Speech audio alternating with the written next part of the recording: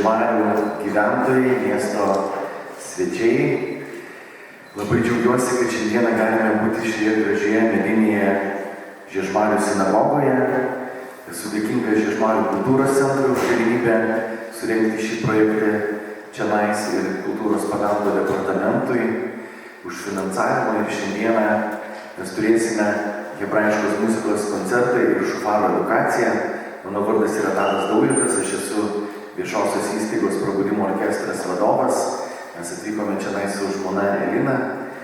Ir šį renginį norėčiau pradėti nuo žydiškos muzikos, kurią atliks mūsų geras bičiulis, žydiško kraujo turintis ukrainietis, prieglobstį radęs mūsų šalyje ir jau koncertavęs šitoje sinagogoje 22 metais, bei galbūt kažkas buvote Kaišiadorių geležinkelio stoty.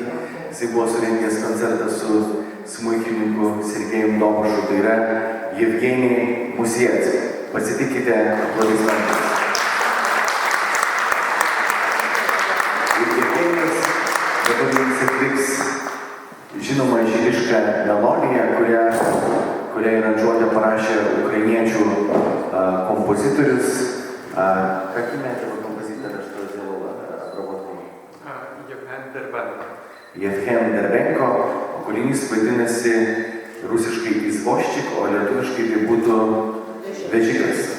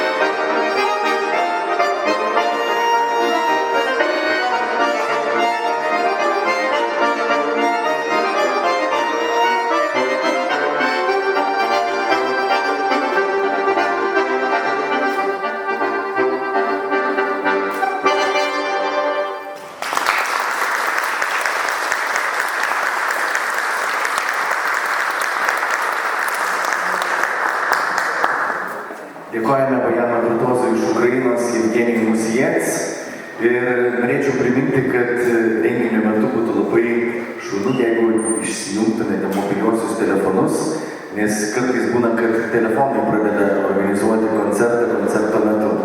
Tai tiesiog dėl tos šventos ramybės, kad nieko tai netrukdytų, galima pasidaryti skrydžio režimą arba išjungti garsą ir pasinerti į muzikos ir istorijos kelionę.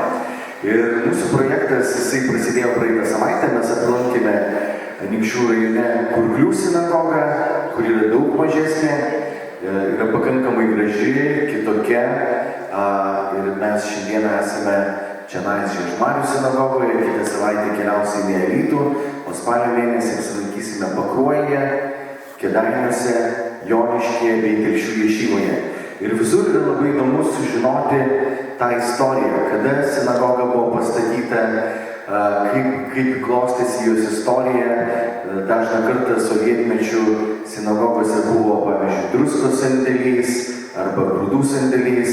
Girdėjau, kad čia Žiežmariuose buvo trąšų sandėlys. Ir plačiau apie tai papasakos Domantė Šimkūnienė. Ačiū Jums.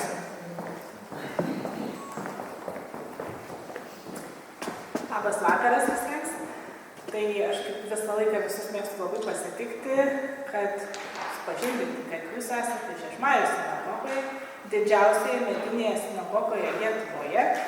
Medinių sinagogų Lietuvoje dar yra 14, tai mes turim tik pačią didžiausią, kai buvo Kurklių sinagoga, kaip sakė, tai daug mažesnė, tai mes tikrai turim kuo didžiuotis. Ir tas dydis turbūt atspindi tą laiką, kai Žiežmarių miestelio gyventojų dalį 60% gyventojų sudarė žydai.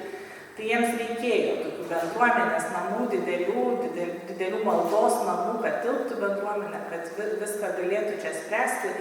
Ir dabar šitoj salėje mes glaudžiamės ir vyrai, ir moterys, ir vaikai.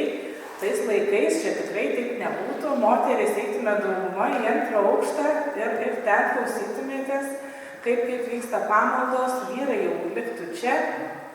Žinoma, tik tai vasarą, kadangi mes turim, sakau, netgi sinagogų kompleksą, žieminė ir vasarinė sinagoga po vienu stogu, tai žiemą jau užverdavo duris ir eidavo į vieną iš toliau esančių kambariukų, po kuriuos, jeigu norėsit po koncerto, tikrai kviečiu apsilankyti, pasivaikščioti. Tai jau ten būdavo krosnis ir visi ten šiltai, jaukiai susirinkę galėdavo toliau vykdyti pamaldas. Aišku, atėjus karui, bendruomenė didelė ir karas labai palietė Žiežmarių miestą, 60% gyventojų žydai. Tai dalis atskirta, vyrai atskirti buvo ir išvežti į darbo stovyklas. Moterys, vaikai ir senyvi žmonės dėja buvo suvaryti čia, į šitą sinagogą ir visa šita vieta buvo pavadinta Mažuoju getu. Tai tikrai šitos sienos girdėjo ne vien maldų žodžius ir tais gerais laikais, bet ir maldų žodžius jau liūdnesnių laikų. Dėja, kaip ir istorija faktų nenutylė, visų bendruomenių Žiežmarių žydų gyvenimai užsibaigė netoliese esančiam Strašiūnų šile, kur visi buvo sušaudyti. Ir šitas pastatas tada jau tiesiog prarado visą žydišką dvasią. Ir bėgant metams, atėjus sovietmečiui, čia tapo trąšų sandėliu.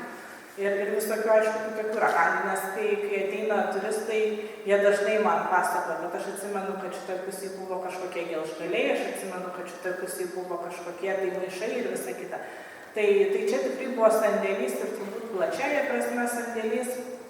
Galiausiai šita vieta iš sandėlio virto tiesiog, kaip sakau, tokia izoliuota vieta, nes aplinkiniai gyventojai jie tiesiog užkalė langus, duris ir taip stengiasi apsaugoti ją ir paliko taip ramiai būti, kiek įmanoma dar šiek tiek viduje čia švarino, valė ir tiesiog prižiūrėjo, bet jau niekam taip, kas atidarytų duris ir norėtų įeiti, šito neleido, tik tai su jų žinia. Ir taip šitas pastatas buvo saugomas ir galiausiai atėjus 2015 metams buvo gauti signalai, kad jis yra avarinės būklės. Jis laikėsi ant dviejų va šitų kolonų, kur matė tokius įstrižai išėmimus, tokius kolonose.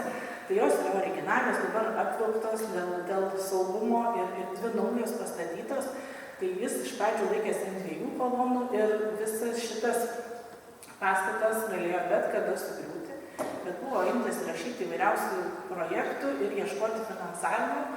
Galiausiai jis bet kokiu atveju buvo rastas ir dabar mes džiaugiamės 2021 metais atvėrė duris kaip kultūrinės paskirties pastatas. Tai mes matom parodas, girdime koncertus, atvažiuoja turistai ir man labai džiugu juos čia pakviesti ir kiekvieną kartą matyti, kiekvieną mėnesį beveik besikeičiančias parodas, besikeičiančius veidus, taip pat ir žmonių, kurie vos ne į kiekvieną koncertą atvažiuoja.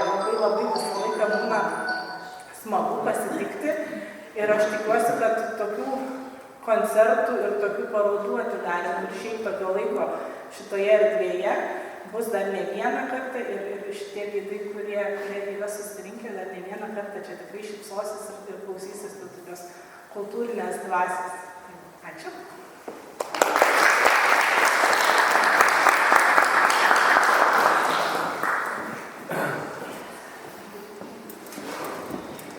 Iš tiesų labai įdomu yra keliaujant po Lietuvą, aplankant sinagogas, išgirsti jų istorijas. Ir žinote,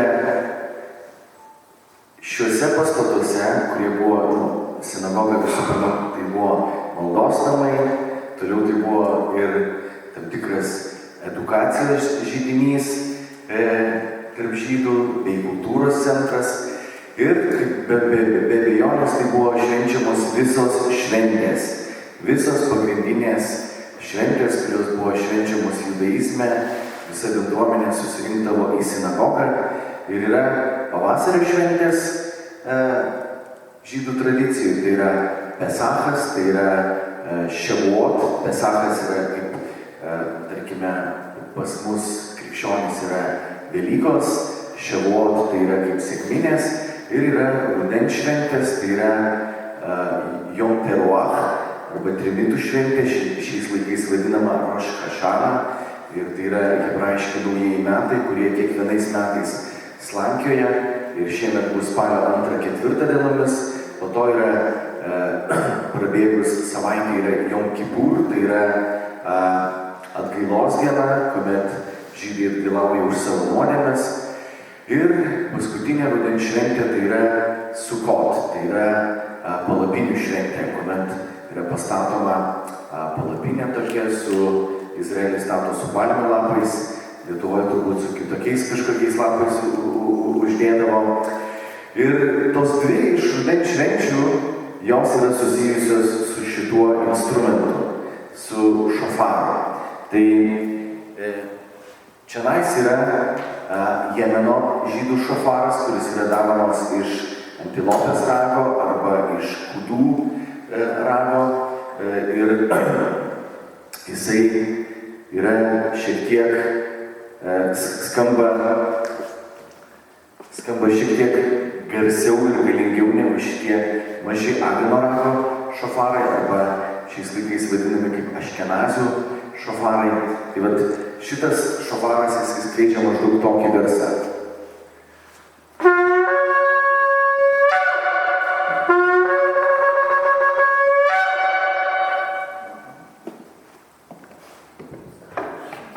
Mažasis avino rago šofaras, jisai skamba kitaip, bet iš principo jisai yra labiau biblijinis instrumentas, nes pagrindinis informacijos šaltinis, kalbant apie šofarus, tai yra Biblija.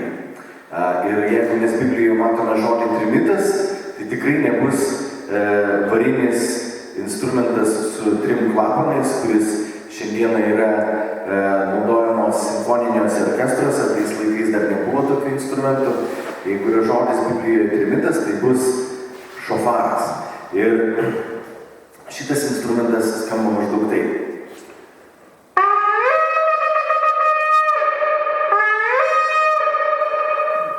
Ir galbūt jisai primena kažkiek tokį verksmą, šauksmą. Ir man asmeniškai tai yra instrumentas ir aš juo groju. Dažną kartą žmonės klausia, sako, tai įvardina šofarą pūtimu.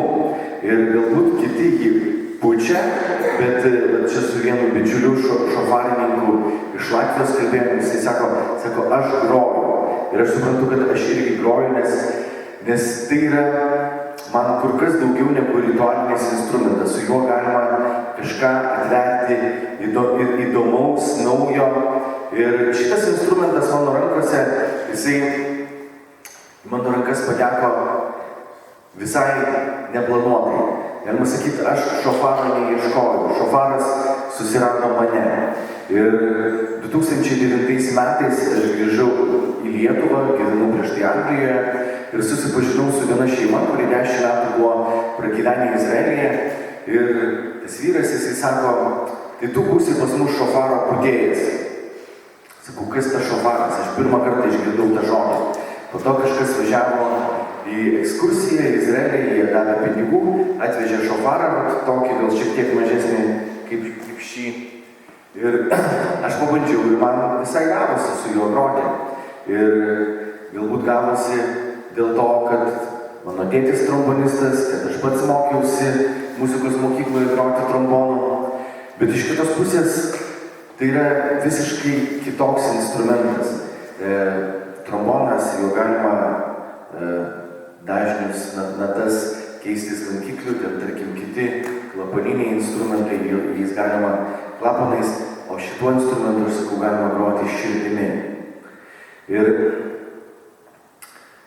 buvau pakviestas net kelis kartus Biržuose į Holokausto aukų atminimo renginius ir po vieno renginio prie manęs prieina vienas žydas, galbūt iš Pietų Afrikos atvykęs, ir sako, kaip tau taip išeina? Sako, mes susirenkam ten porą kartų per metus sinagogoje ir laukiame, kol kantorius arba rabinas pūs šofarą. Ir sako, spėliojame, ar jam išeis išpūsti garsą iš viso, ar neišeis. Nes kartais gaunasi taip, kai pats šofaras, prastesnis, tas muštukas blogiau išdrožtas, jisai nebūtinai suskambės.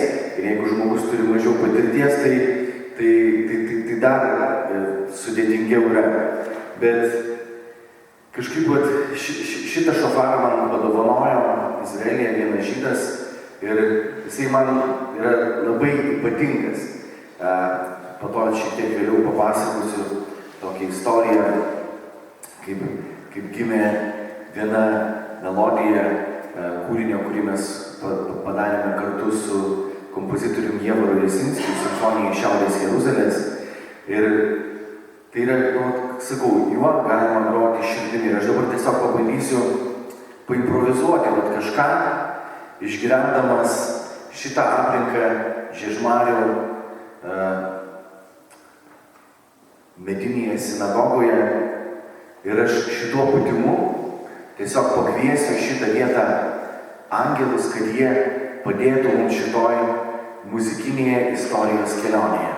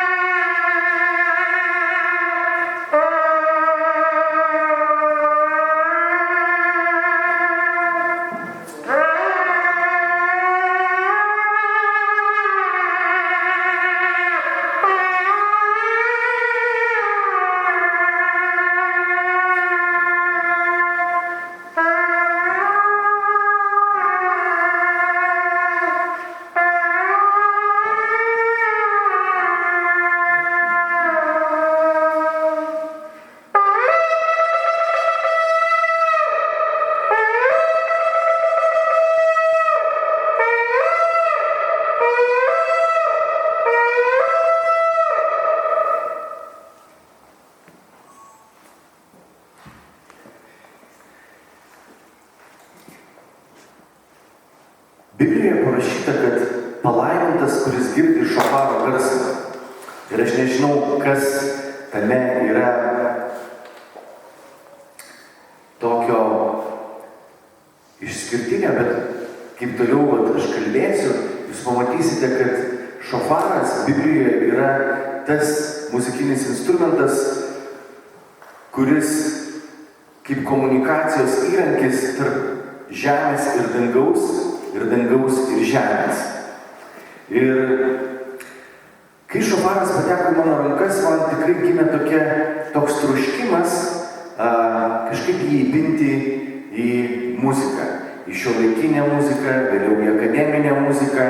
Ir mano rankose atsidūrė šita knyga, kuri vadinasi lietuviškai išversta Tylos uždanga. Ją parašė vokiečių pastorius Jobs Bitter. Ir jo tėvas buvo nacių karininkas. Ir kai ta karta, ta jų tėvų, senelių karta, šitos knygos autorius, kai jie grįžo po karo, jie tiesiog tylėjo. Jie nieko nepasakojo apie tai, kas vyko. Vienas mano pažįstamas sakė, kad jo senelis pasakodavo tik tai tiek, kad tai ant arklio kažkur jojo ir tai buvo panašu į Münchauzeno nuotykius. Bet kai tie žmonės pradėjo kapstytis giliau, jie pamatė, kad jų tėvai ir seneliai jie dalyvavo žiauriuose nusikaltimuose. Ir tai tiesiog draskė šių žmonių širdis. Jie norėjo perplėšti tą tylos uždangą, tą nematomą tylos uždangą.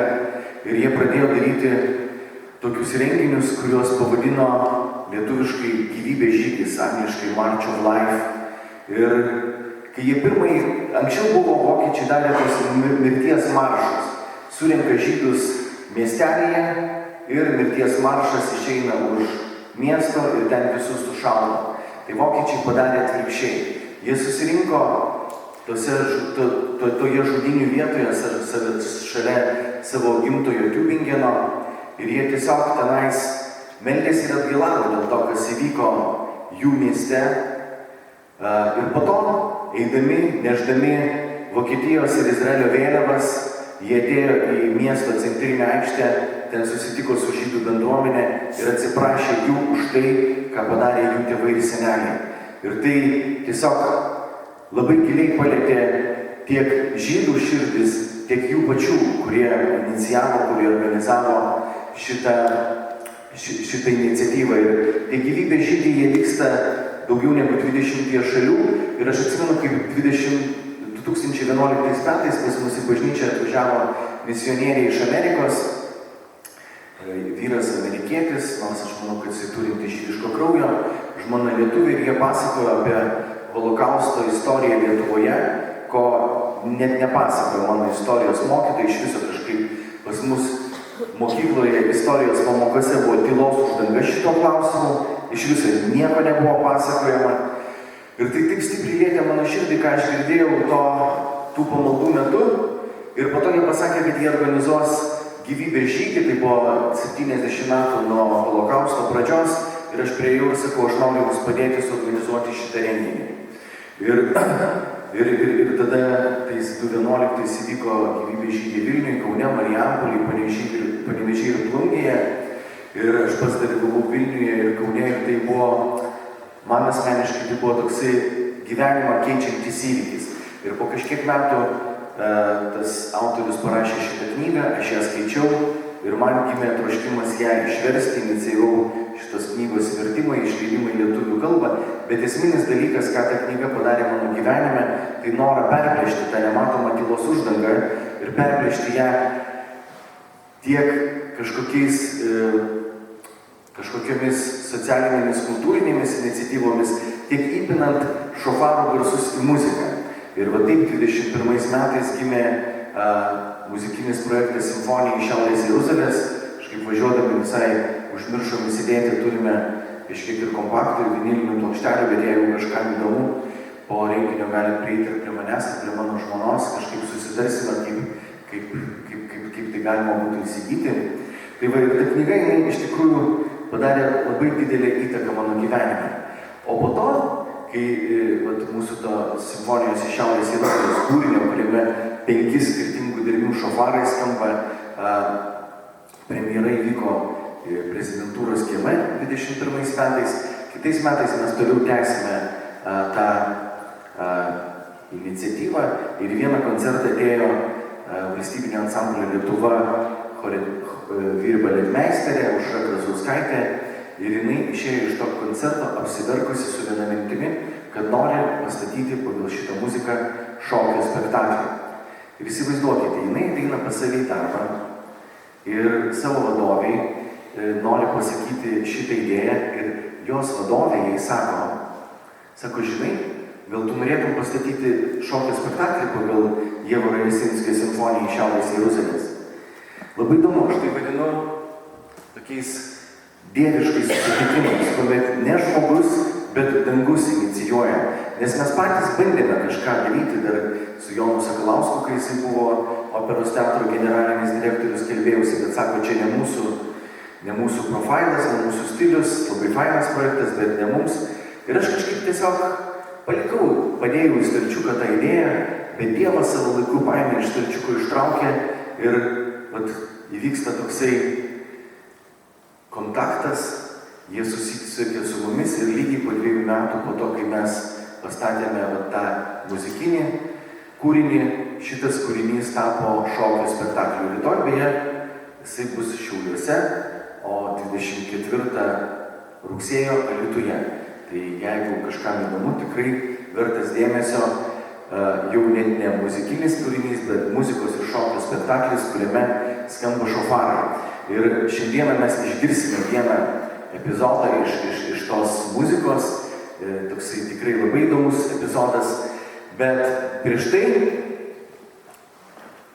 aš norėčiau pakviesti mūsų bičiulį Jevgenijų Musijets, kad jisai pasiruoštų pagroti vieną kūrinį, o aš pasakysiu, kuo yra ypatinga tie hebrajiški naujieji metai, kurie vadinasi Rosh Hashana arba Yom Teruah.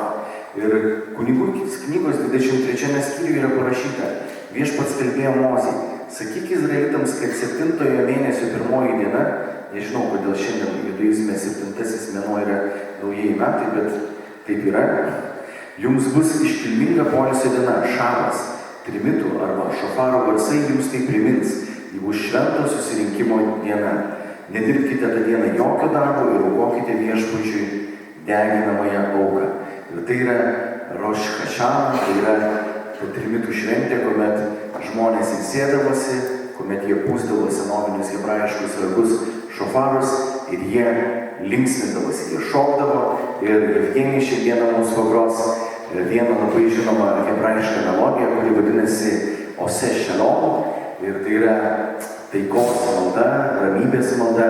Ir tai yra tikrai galima šitoje muzikoje išgirsti tą džiaugsmą, kurį žydai išgyvena savo švenčių metu, o ypatingai per naujosius metus.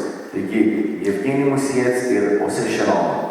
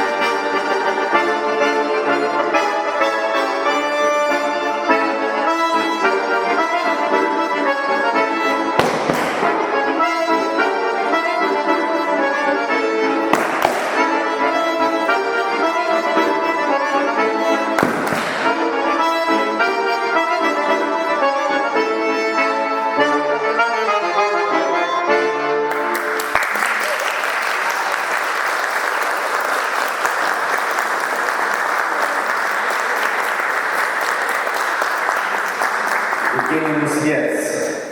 Taigi grįžkime prie šofaro. Ir kaip ir minėjau, Biblija yra pagrindinis informacijos šaltinis apie šofarus, senovinius hebrajiškus ragus. Ir pirmą kartą, tai yra žodis šofar, jis yra paminimas pradžios knygoje, istorijoje apie Abraomą. Ir kažkada, dabar nepamenu, prieš kokius 4-5 metus, man gimė tokia idėja, būtent pagal šią istoriją sukurti tokią muzikinę ekranizaciją, kurią mes visai neužilgo išgirsime. Ir aš norėčiau, kad kai skaitysiu šitą tekstą, jūs kažkiek pabandytumėte jį įsiminti ir turėti omeny, kad po to, kai bus ta muzika, instrumentinė muzika, bus jinai įgarsinta skirtingais instrumentais ir šofarais. Tai šitame pasakojime yra keli asmenys, kurie yra svarbus. Tai yra Abraomas. Ir Abraomas bus mažasis šofaras.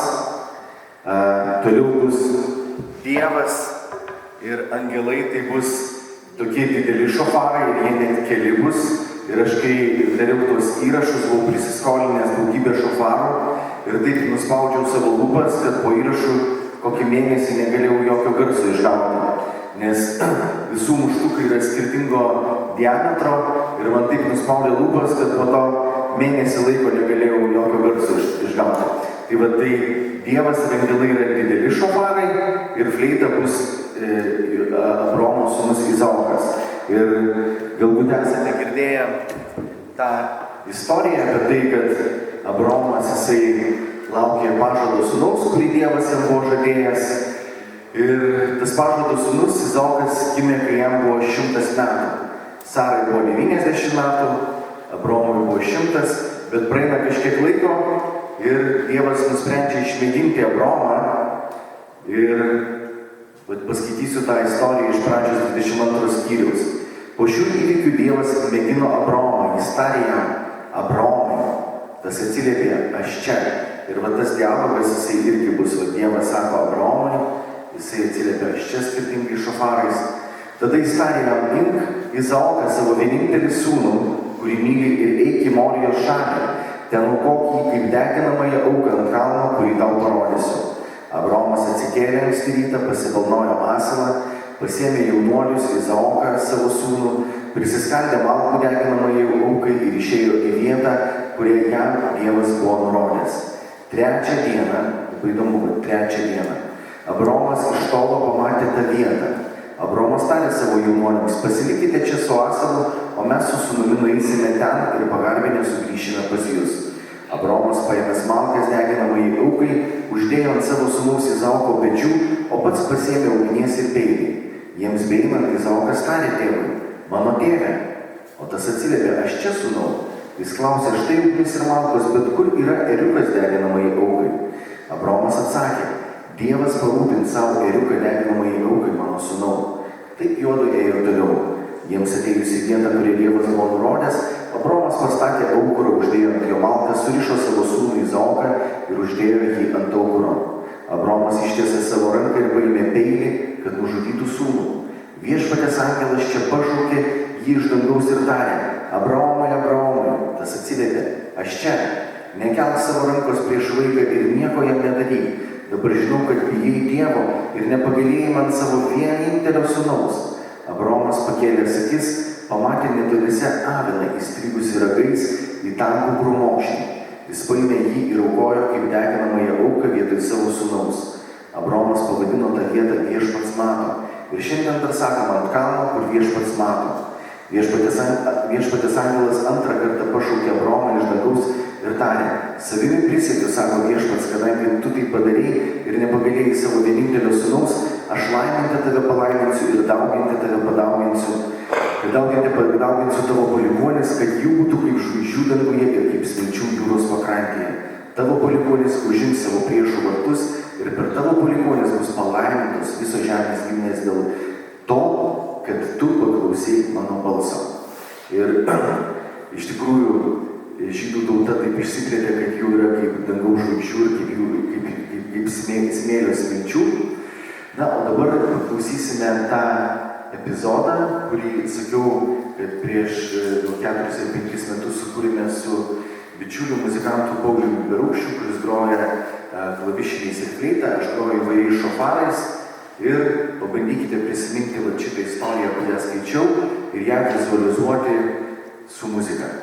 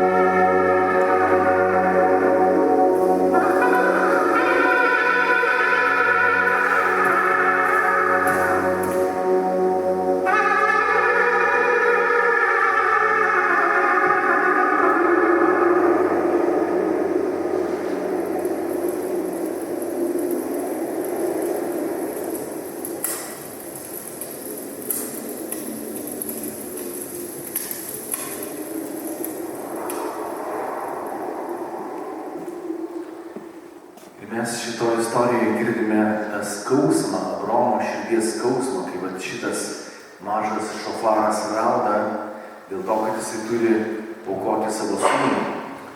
Ir žinote, aš galvoju, kad tokį ir gal net dar didesnį skausmą išgyveno Dievas, kai jisai aukojo savo viengimį sūnų. Ir šita istorija, Abraomo istorija, yra toksai kaip provaizdis Jėzaus aukos, Jėzaus istorijos. Ir netgi yra įdomu, kad Morijos kalnas yra Jeruzalė ir tai yra šiandien, tai yra sujungtas, anksčiau buvo kaip vienas, dabar yra praskirtas, tai tiesiog kelias padarytas, tai yra Šventyklos kalnas ir Golgotos kalnas. Ir žodis šofar šito istorijoje tai yra ragas. Tai yra ragas, avino ragas. Ir įdomu, kad Naujajame testamente Jonas Krikštytojas Jėzų įvardina, sako, štai Dievo avinėlis, kuris naikina pasaulio nuodėmes. Kad tas avinas Abraomo istorijoje, jisai vis tik rodo į tą Naujojo testamento istoriją. Tai va, ir turbūt šito istorijoje irgi matėte Izaoko dialogą su Abraomu ir tas, sakau, pagrindinis dalykas, ką aš kiekvieną kartą klausydamas šitą muzikinę kompoziciją išgyvenu tą tėvo širdies skausmą dėl sūnaus. Iš tikrųjų sunku suvokti turbūt bet kokiam žmogui, kaip galima būtų paaukoti savo vaiką, bet aš tikiu, kad Abraomas, būdamas jau tokio amžiaus, jam jau buvo stebuklas, kad Dievas davė jam sūnų, ir aš tikrai tikiu, kad jisai tikėjo, kad jisai net tą sūnų galėtų ir iš numirusių prikelti. Tai va, toliau kita istorija iš Senojo testamento, iš Tanach. Senasis testamentas visas yra Tanach, o ta penkiaknygė vadinasi Tora, ir tai yra antroji Mozės knyga, antroji Tora knyga, Išėjimo knyga, kurioje žydų tauta yra jau dykumoje prie Sinajaus kalno. Ir čionais, kaip buvau prieš tai minėjęs, kad šofaras yra toksai kaip komunikacijos įrankis tarp dangaus ir žemės ir dangaus. Ir čia yra prie Sinajaus kalno susirinkusi visa tauta, visa Izraelio tauta, ir Išėjimo 19 skyriuje yra tokia istorija. Trečiąją dieną, dar labai įdomu, trečiąją dieną, rytui išaušus griaudėjo perkūnija ir žaibavo. Tamsus debesis apdengė kalną ir pasigirdo labai stiprus trimito garsas. Ir kaip sakiau, Senajame testamente dar nebuvo tokių avarinių instrumentų, tai yra pasigirdo stiprus šofaro garsas. Visi žmonės stovykloje pradėjo drebėti. Mozė išvedė tautą iš stovyklos susitikti su Dievu. Jie sustojo kalno papėdėje. Visas Sinajaus kalnas buvo apgaubtas dūmų, nes Viešpats nužengė ugnyje ant jo. Dūmai kilo tarsi iš krosnies. Visas kalnas smarkiai drebėjo. Šofaro garsas vis stiprėjo. Mozė kalbėjo, o Dievas atsakinėjo jam balsu. Ir mes matome, kad šofaras, jisai tokia kaip lygiavietė su Dievo balsu. Toliau kita istorija jau yra jau nebe Tora, tai yra jau Mozė mirus, jau yra ne iš tų 5 knygų, tai yra Jozuės knyga, ir Jozuė buvo kaip ir Mozės įpėdinis, jisai įeina į pažado žemę, jie ateina, jeigu kažkas esate buvę Izraelyje, galbūt atsimenate tokią vietą, kaip nuo Jeruzalės kalno nusileidžiame prie negyvosios jūros, po dešinę pusę yra negyvoji jūra, o kairiai pusė yra Jericho miestas, ir pro Jericho miestą teka Jordano upė. Ir šiais laikais Jordano upė yra daug mažesnė negu tais laikais buvo. Dabar jinai pagal plotį panašiai Vilnelė, bet tais laikais buvo kur kas platesnė, nes šiandien maždaug apie 80% Jordano vandens yra paimama laukų laistymui ir panašiai, tai jinai buvo platesnė, plus tai buvo balandžio mėnuo ir tai buvo jau patvinusi po žiemaus, po to lietaus sezono, ir Jericho gyventojai buvo girdėję apie tai, kaip Dievas veikia izraelitams išeinant iš Egipto, jie visi bijojo, jie visi buvo išsigandę ir galvojo, turime dar truputėlį laiko sutvirtinti miestą, kad sienos būtų dar stipresnės, nors ten yra rašoma, kad Jerichas buvo labiausiai tvirtintas miestas. Bet kaip Dievas pervedė savo tautą per Raudonąją jūrą iš Egipto išeinant, taip ir pervedė per Jordano upę. Ir Jozuės knygoje toliau yra rašoma 6 skyriuje. Tuo tarpu Jerichas buvo aklinai užsidaręs dėl izraelitų. Niekas neišeidavo ir neįeidavo. Viešpats tarė Jozuei, žiūrėk, aš atidaviau į tavo rankas Jerichą, jo karalių ir stiprius karo vyrus. Visi kariai turi eiti aplink miestą kasdieną po vieną kartą. Tai darykite 6 dienas. 7 kunigai turi nešti skrynios priekyje 7 avino rago trimitus. Tai yra šofaros, ir netgi šitoje vietoje parašyta avino rago. 7 dieną turite apeiti visą miestą 7 kartus, kunigams trimituojant. Išgirdę ilgą šofaro garsą, visi žmonės turi garsiai šaukti, tada sugrius miesto sienos ir kiekvienas galės įsiveržti į miestą ten, kur stovi. Ir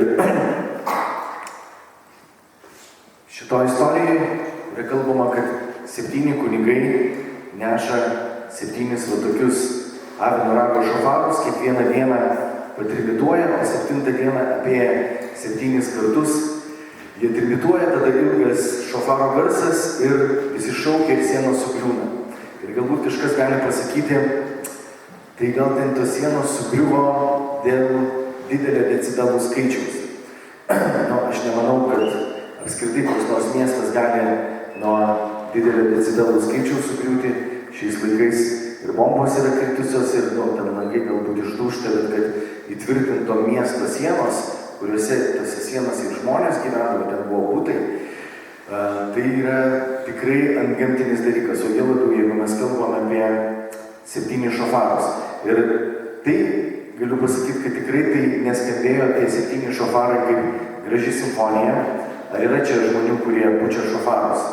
Matau, kad yra. Prašom ateiti. Prašom ateiti, kas pučia šofarus. Mano žmona pučia šofarą.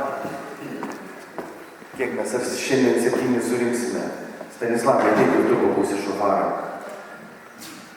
4 šofarai. Tai bet 4 šofarai, tai tikrai langai čia mes neužgrius. Nepergyvenkite. Tai jeigu dar 3 žmonės pridėtumėm, irgi langai neišgriūtų. O tenais buvo įtvirtintas miestas. Tai vat, pažiūrėkite, kaip gali skambėti tas garsas, kuomet pučia 4 šofarai.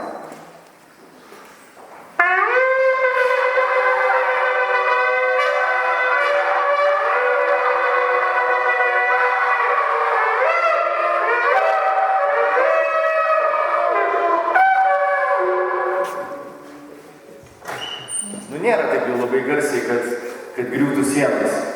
Ir jeigu mūsų dvigubai daugiau būtų, tai irgi tos sienos negriūtų.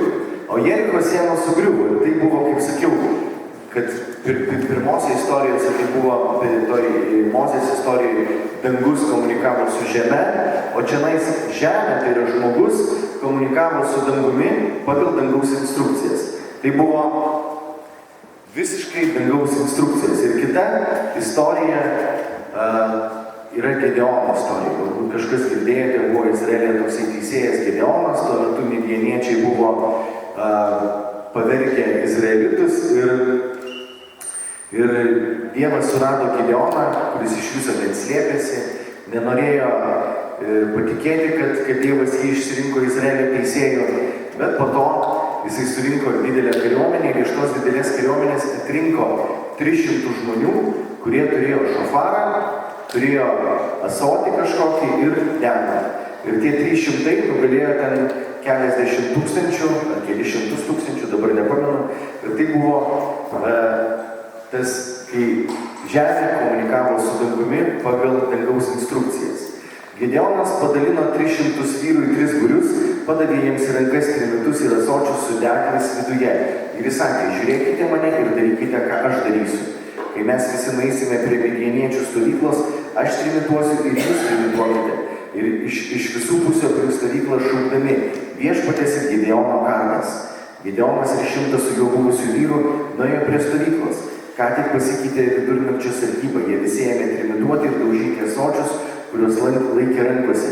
Visi 3 būriai trimitavo, sudaužė ąsočius ir laikydami šofarus dešinėje rankoje bei deglus kairėje, šaukė Viešpaties ir Gedeono kardas. Kiekvienas iš jų stovėjo savo vietoje aplinkui stovyklą. Stovykloje kilo panika, visa stovykla lakstė, šaukė ir ėmė bėgti. 300 trimitavo ir Viešpats atgręžė midjaniečių kardus vienas prieš kitą visoje stovykloje.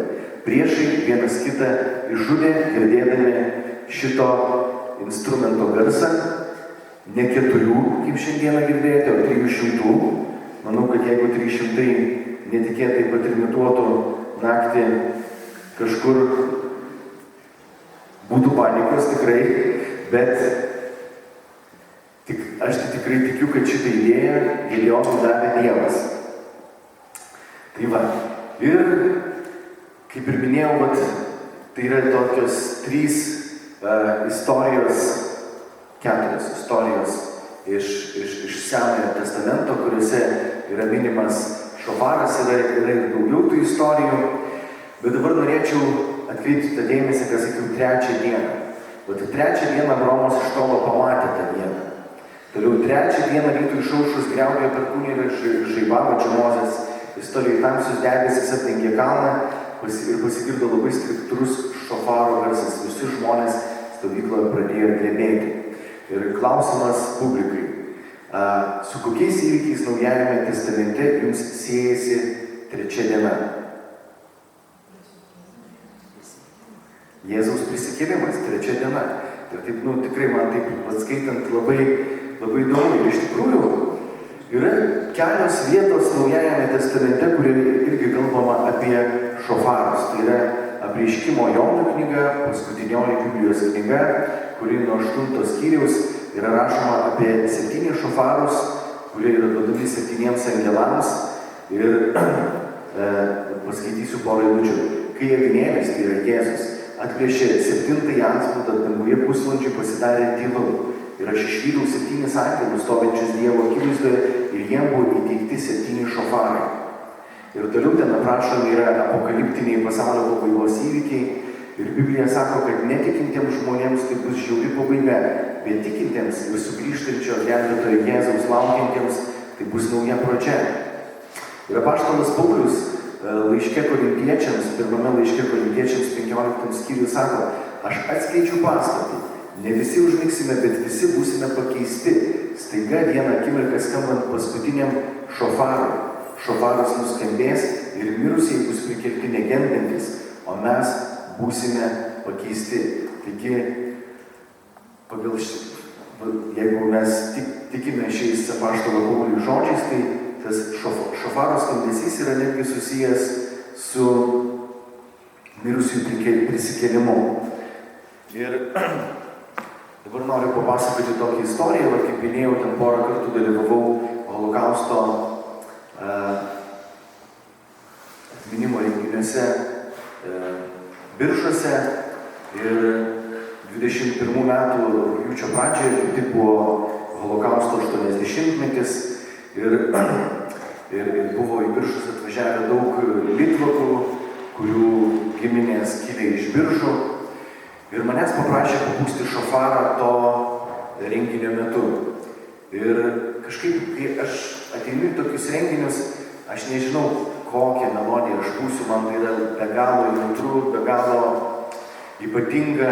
Ir jeigu kas nors buvote Biržuose Holokausto aukų atminimo vietoje, ten yra labai toksai įdomus paminklas, kaip iš metalo plokštė, tokia kaip banga išvingiuota, miške stovi ir toje plokštėje Dovydo žvaigždutės išgręžtos ir vardai. Ir per tuos žvaigždutės ir tos vardus gali matyti mišką. Ir atidengimas ten buvo įvykęs šito memorialinės vietos galbūt prieš porą metų, dabar nepamenu tiksliai kelintais, ar 18 ar 19 metais, o 21 metais ten atrado dar kažkiek vardų, kur nustatė, kad buvo tame miške nužudyti žydai, jie atidenginėjo dar vieną tokią dalį. Ir atsimenu, kaip šiandien pliaupė lietus kaip iš kibiro, aš išeinu su to šofaru, kaip tik tuo metu, kai atidenginės tuos vardus ir mano širdis plyšta iš skausmo dėl to, kas ten įvyko ir aš tiesiog spontaniškai pradedu pūsti melodiją. Ir kaip tik tuo metu Jievaras Lesinskis, jisai kūrė simfoniją iš Šiaurės Jeruzalės, bet dar trūko 2 ar 3 dalių. Ir po to, kai po šito minėjimo renginio mano žmona nufilmavo tą video, kai aš būčiau, sakau, reikia nusiųsti Jievarui, tai bus melodija, kuri bus naudojama paskutinėje dalyje, kaip dialogas tarp žydų ir lietuvių tautos. Ir žydų tautą simbolizuoja šofaras, lietuvių tautą simbolizuoja birbynė ir tas dialogas, kuomet žydų tauta sako, mums be galo skauda. Mums be galo skauda dėl to, kas įvyko. O birbynė, jinai sako, atleiskite mums dėl to, kas buvo Holokausto metais. Ir aš dabar pagrosiu tą melodiją su šofaru, po to paprašysiu Andriaus, kad paleistų įrašą iš simfonijos iš Šiaurės Jeruzalės.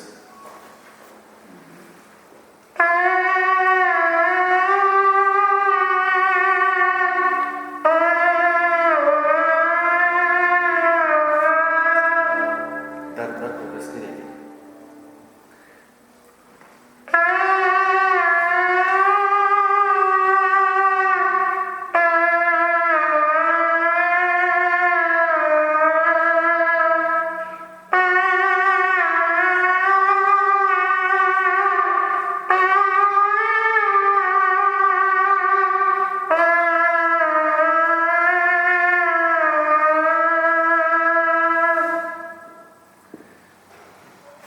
Tokia melodija, jinai spontaniškai tiesiog gimė to renginio metu ir jinai po to tapo simfonijos iš Šiaurės Jeruzalės dalimi.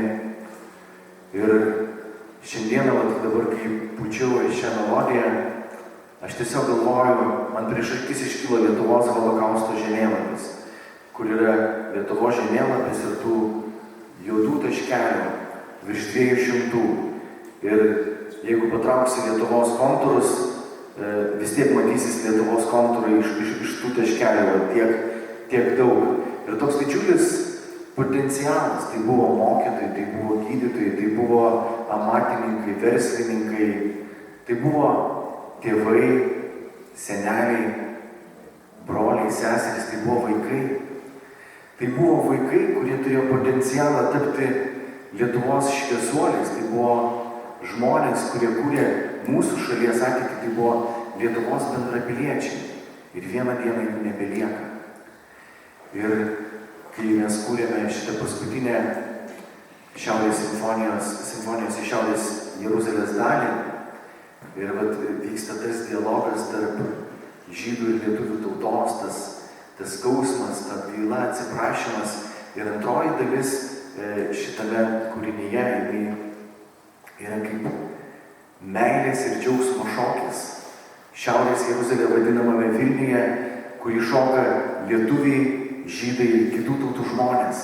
Ir aš matau, kad tas santykis tarp lietuvių ir žydų per tą 30 su viršum nepriklausomybės metų, jisai jau yra ženkliai pagerėjęs, bet aš suprantu, kad dar ne visos žaizdos yra išgyjusios. Ir aš tiesiog laukiu tos dienos, kai tos žaizdos žydų tautos žmonių širdise išgis, bet kad tai vyktų, mes, lietuviai, turime tam tikrą savo dalį. Ir žodis atsiprašau, jis yra labai galingas, žodis atleisk, jis yra labai galingas. Ir klausydami šitą dalį, kuri vadinasi Nauja pradžia, tiesiog pabandykime savo širdimis išgirsti tą dialogą ir pamatyti naują pradžią.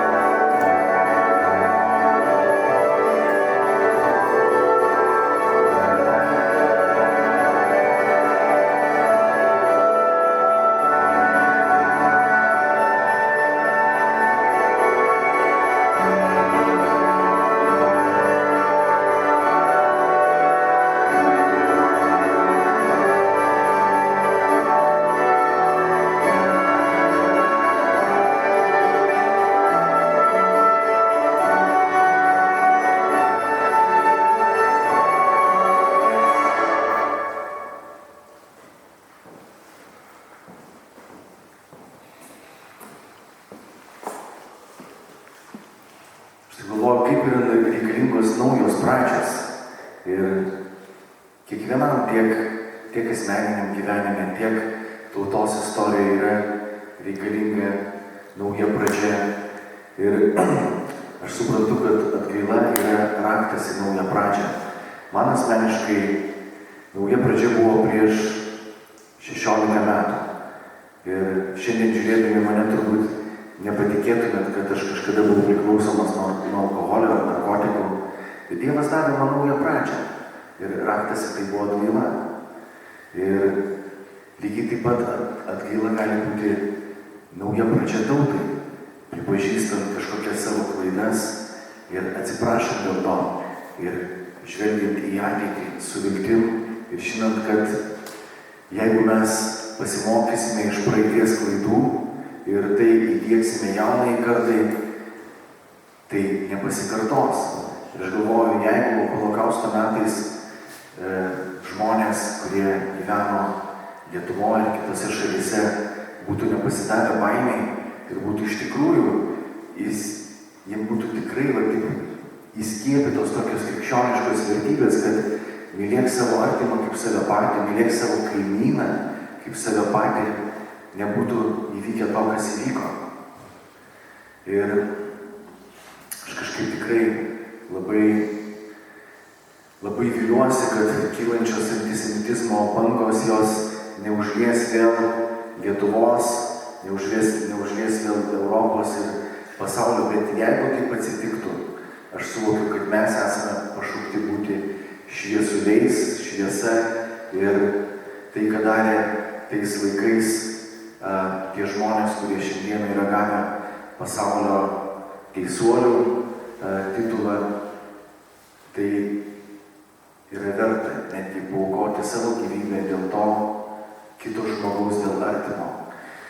Ir labai džiaugiuosi, kad šiandieną iš Elektrėnų atvažiavo mano bičiulis, armėnas Davida Vetesjan, kuris yra saksofonininkas ir groja duduku, tai yra armėniškas nacionalinis instrumentas, Davidai teik. Ir armėnų tauta irgi išgyveno didžiulį genocidą, daugiau nei prieš 100 metų. Ir aš galvoju, tos dvi tautos, kurios viena išgyveno holokaustą, tai yra 6 milijonai žydų. Davidai, kiek armėnų buvo? Apie 1,5 milijono. Apie 1,5 milijono. Ir tai yra tam tikras toks skausmas, kuris yra iki šių dienų. Ir pabandykim kažką paimprovizuoti, eidami iš to skausmo, išvelgdami iš tamsos į šviesą. Gerai? Tu prie mikrofono tada? Ne, aš rėbėlę mikrofoną. Ne,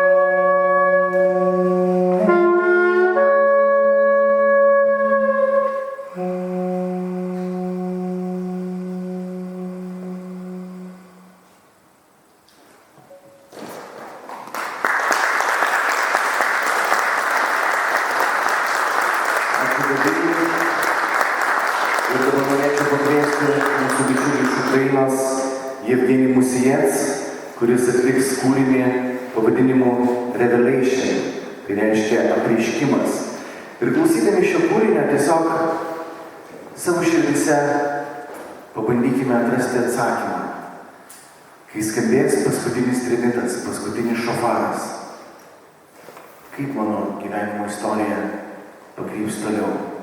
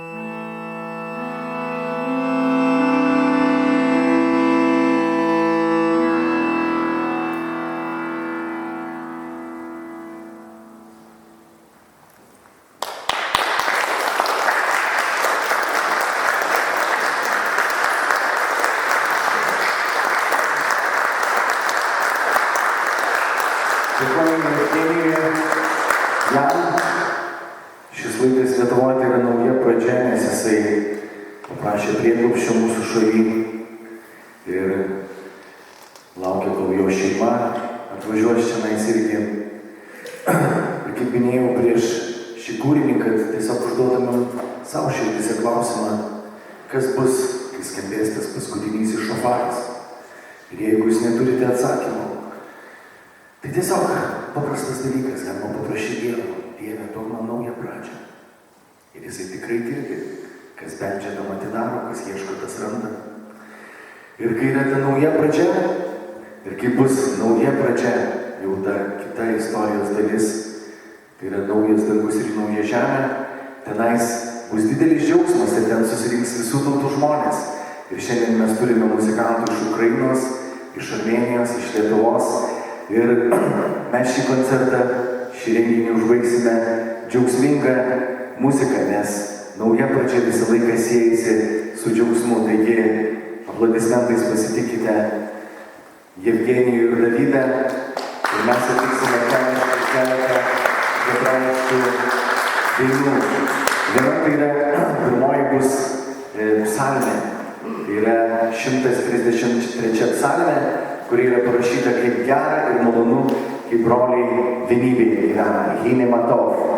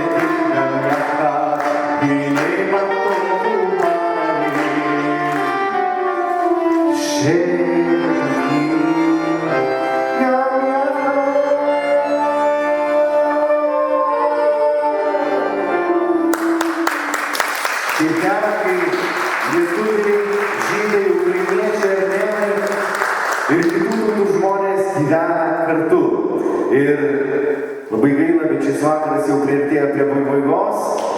Ir paskutinysis kūrinys bus turbūt, kurį žino absoliučiai visi. O jeigu kažkas nežino, tai sužinos šiandien.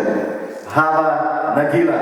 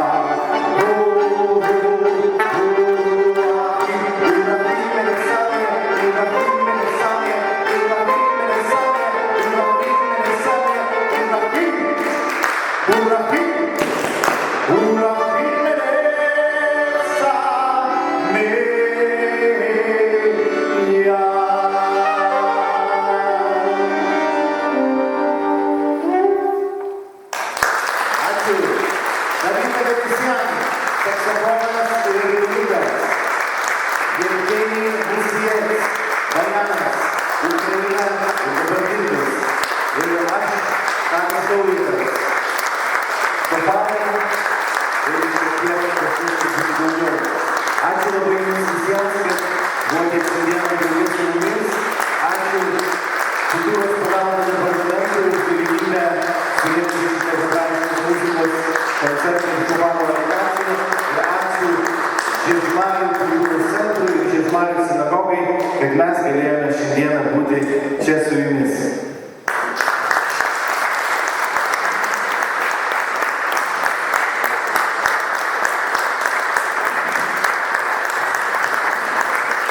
Jeigu ką domintų šitą knygą Tylos danga, mes turime ją tik tai vieną, bet gal kažkas norėtų įsigyti, galime ir atvežti, atsiųsti, arba šiaip norite pasikalbėti, tai prašom.